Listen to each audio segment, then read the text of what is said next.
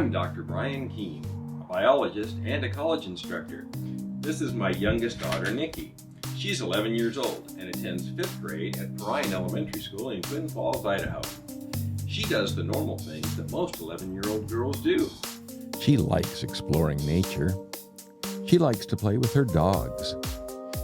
She goes to school each morning and returns home from school each afternoon. She likes to talk to her friends about things. But she doesn't like to talk to her parents about sex. That's gross. But I want her to be safe. So instead of talking about sex, I've told her where puppies and kitties come from and why daddy cows aren't even called cows. I've shown her how the parts of a flower work, how pollywogs become frogs, and how caterpillars become butterflies. And when her body started changing, I explained why I wouldn't be helping her with all the same things I used to help her with, and how there would be some things that she would do with her mom and her sister now instead of me. I was grateful that the school we'd be doing the mandatory health education lessons soon. Although I'm a biologist, I wanted her to learn from other people as well. When I received the permission slip for her to participate in the 5th grade health education presentation, I signed without hesitation. I was familiar with the curriculum and wanted my daughter to learn everything she needed to know to keep herself safe and healthy. Since they now require students to watch the Meet Baby Olivia video, I wanted to learn more. So I watched the video online and read about the organizations responsible for the video. It's promoted as a medically accurate, animated glimpse of human life from the moment of fertilization. Yet there are several inaccuracies, some of which appear to be common mistakes, others which appear to be politically motivated. When someone presents a claim as truth, there is an expectation that the claim be true. However, if the claim is false, we need to know whether it was simply a mistake or whether it was intentionally misleading. For the sake of this video, I'll refer to accurate claims as information, to inaccurate claims, which are common misconceptions, as misinformation, and to inaccurate claims that appear intentionally deceptive as disinformation. One of the first and most notable disinformation claims in this video is the use of fertilization age in place of gestational age, which makes the fetus appear to be about 2 weeks further developed than it actually is throughout the video. How do we know that this is intentional disinformation? One of the first ways we know is by looking at who produced and endorsed the video. The video was produced by the anti-abortion organization Live Action, which has a long history of producing deceptive videos. Live Action has faced restrictions on social media websites for spreading medical misinformation and has been permanently banned from Pinterest. Another way we know that this is disinformation is that their medical partner who verified their information is the American College of Pediatricians, which is not a college and not even limited to pediatricians. It is a political advocacy group that actively campaigns against sex education and vaccines and publishes junk science, falsified or biased research regarding abortion, vaccines, and other medical issues. They are listed as a hate group by the Southern Poverty Law Center for their efforts in providing falsified and biased research about adoption by single parents and same-sex couples. They are in no way associated with the American Academy of Pediatrics, nor are they associated with either the American College of Obstetricians and Gynecologists or even the American Medical Association. Anything published, promoted, or endorsed by either of these organizations should not simply be disregarded, but should be regarded as potentially dangerous and thoroughly discussed with your own doctor. Another way we know that this was intentional is that the producers added a disclaimer to the end of the video, specifically because they knew the ages they were using were misleading. While this disclaimer may serve to avoid legal penalties if they are sued, the use of fertilization age in place of gestational age is both deceptive and manipulative, therefore not appropriate to be shown to 5th grade girls, 10 and 11-year-olds. Analysis of this video makes it obvious that the video is not appropriate for children. However, if your state mandates that it be shown to children, you need to be aware that even if you opt out of having your child see the video, other children will see it. So it's important that you, as a parent, protect your child by arming them with accurate information in advance. So I'm recommending that you do allow your child to watch the video at school, but that you watch this video with your child before they watch the Meet Baby Olivia video in school and explain some of the inaccuracies to them yourself. The copyright of the Meet Baby Olivia video belongs to Live Action, whose logo appears in the upper left corner of the video. I am not claiming any rights to it, but I am asserting the clips I use are permitted as fair use since I am using them solely for commentary, criticism, and education. Although the entire Meet Baby Olivia video is only 3 minutes and 14 seconds long, we will be breaking it into much smaller segments to address the inaccurate information presented. This is Olivia. Though she has yet to greet the outside world, she has already completed an amazing journey. Right from the start of the first clip, they're already trying to anthropomorphize the reproductive tissue by giving it a name and assuming it's a girl before it's even been conceived. Because they are an anti-abortion group, not an educational group, they're clearly anthropomorphizing reproductive tissue in the video with the intent of romanticizing pregnancy. Romanticizing pregnancy might well serve the purpose of preventing or reducing abortions with grown women, but showing the video romanticizing pregnancy to 10 and 11-year-old girls seems to be aimed at romanticizing preteen pregnancy.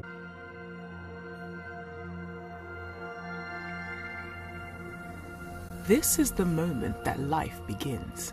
A new human being has come into existence. At fertilization, her gender, ethnicity, hair color, eye color, and countless traits are already determined.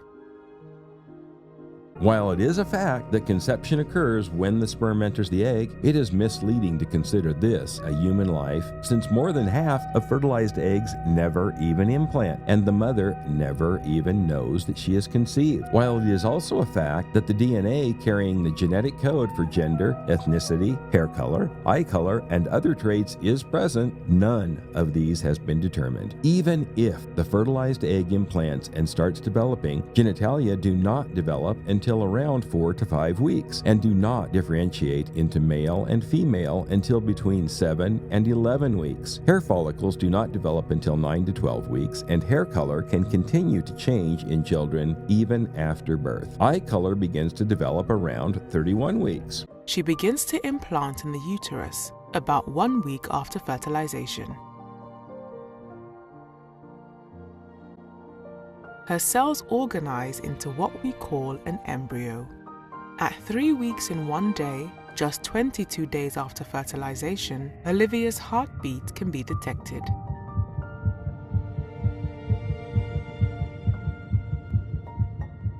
This animation of an embryo is quite misleading, as the embryo is not transparent and the heart doesn't glow. In fact, there isn't a heart at all. Also, at 3 weeks, the developing organism, technically a zygote turning into a blastocyst, is microscopic, measuring about 0.0019 inches in size. It contains about 100 cells and is about the size of a grain of sand. At about 5 to 6 weeks, the embryo forms a heart tube. The pulses from this tube can move fluid and are detectable on an ultrasound, and although not a heart, do indicate that the heart is beginning to form. At about 7 to 8 weeks, the heart tube begins separating into distinct chambers, and by about week 10 to 11, the heart is fully formed. The buds of her arms and legs appear by 4 weeks. While it is a fact that the buds of the arms and legs do appear, this actually occurs at about weeks 6 to 7, and they are not fully formed until around week 12. At 4 weeks, the fertilized egg, or blastocyst, as implanted in the uterus, is about 0.04 to 0.078 inches long and isn't even an embryo yet. She begins to move between 5 and 6 weeks with both spontaneous and reflexive movements. At 6 weeks from fertilization, her brain activity can be recorded and bone formation begins. Embryos do move, but neither cellular movement nor the expectant mother's own bodily functions, bowels, bladder sensation, or breathing, should be confused with fetal development or movement. At 6 weeks, the embryo is about 0.08 to 0.25 inches in length. The clip is correct about bone formation beginning at 6 to 7 weeks. Brain activity can be recorded at approximately 8 to 9 weeks. Movement usually isn't detected until 13 to 16 weeks, and regular baby movement, known as quickening, is not detected until around 16 to 24 weeks. She can bring her hands together at 7.5 weeks, and separate fingers and toes emerge. She can also begin to hiccup. While embryos do move, this clip seems entirely fabricated. At 7 weeks, the embryo is about 1/4 to 1/2 inch in length and weighs less than 1/25 of an ounce. A fetus can begin bringing their hands together and touching their face at about 20 to 22 weeks and can hiccup at about 24 to 28 weeks. At the beginning of the 9th week, Olivia will have grown from a single cell into nearly 1 billion cells, and she is now called a fetus. She will suck her thumb and swallow, grasp an object, touch her face, sigh, and stretch. The only parts of this clip that are accurate are that an embryo becomes a fetus at about 9 weeks and may stretch at 9 to 12 weeks. At 9 weeks, the fetus is about 0.9 to 1.7 inches long and weighs roughly 0.07 to 0.1 ounces. Everything else here applies to a 12 to 20 week fetus. It can suck its thumb at 15 weeks, swallow at 10 to 16 weeks, grasp at 16 weeks, and touch its face at 20 weeks. In fact, the video animation appears to be a 15-week fetus. This video from whattoexpect.com shows what a 9-week fetus actually looks like. I'm not claiming any rights to their video, but am asserting that my use of this clip is permitted as fair use since I'm using it solely for commentary, criticism, and education. At 11 weeks, she is playing in the womb, moving her body and exploring her environment. Her taste bud cells have matured by week 12, but are still scattered throughout her mouth. The only part of this clip that appears accurate is that the fetus does move at 11 weeks. Everything else here applies to a 13 to 28 week fetus. At 11 weeks, the fetus is about 1.6 to 2.5 inches long and weighs approximately 0.25 to 0.5 ounces. Active and defined play-like movements such as rolling and kicking occur at about 24 to 28 weeks. Taste buds become functional and can detect flavors at about 13 to 15 weeks and are fully mature at about 16 weeks. In fact, the video animation appears to be a 20-week fetus. This video from whattoexpect.com shows what an 11-week fetus actually looks like. Her mother will first sense Olivia's movements between 14 and 18 weeks, an event called quickening. Baby movement, known as quickening, is detected between 16 and 24 weeks, not 14 weeks. At 14 weeks, the fetus is approximately 3.5 to 4 inches long and weighs about 1.5 to 2 ounces. Beginning at 18 weeks, ultrasounds show speaking movements in her voice box. Ultrasound visualization of breathing movements occurs in the throat near the developing voice box at around 20 weeks. Speaking movements, responding to sound, including voices, occur around 25 to 26 weeks. At 18 weeks, the fetus is approximately 5.5 to 8.7 inches long and weighs between 5 and 8 ounces. Around 20 weeks, with a lot of help, babies have survived outside the womb. Some 20-week fetuses have survived with a lot of help, but the chances of survival are less than 10%. This is extremely risky, and the baby is likely to face long-term health and developmental problems. This is the halfway point of pregnancy, not a safe or viable time for a baby to be born. At 20 weeks, the fetus is about 6.3 to 6.5 inches and weighs approximately 10 to 11 ounces. Since the purpose of this video is to confront inaccurate information that is being mandated for 5th grade girls in public schools, we have to ask whether this is the type of information that a 10 to 11-year-old girl should be expected to handle. Further, the animations from this point forward feature a 36 to 40 week or full-term fetus, complete with hair and fully formed facial features, making these clips doubly misleading and potentially dangerous. This video from whattoexpect.com shows what a 20-week fetus actually looks like. At 27 weeks, her eyes are responding to light. She can recognize her parents' voices and will even recognize lullabies and stories. While the information presented in this clip is accurate, the animation is extremely inaccurate, featuring a 36 to 40 week or full-term fetus complete with hair and fully formed facial features, which actually looks like a baby and is, of course, not appropriate for 10 and 11-year-old girls. Olivia has gone on an amazing journey during these last 9 months. She will soon signal to her mother that it is time for delivery and greet the outside world. While a 38-week fetus is viable, 40 weeks gestational age is considered full term. Hopefully you've already shared this video with your daughter and prepared her for what's going to happen when the video is presented in her school. But what can you do to help protect her from the children whose parents haven't watched the video? What can you do to protect other children?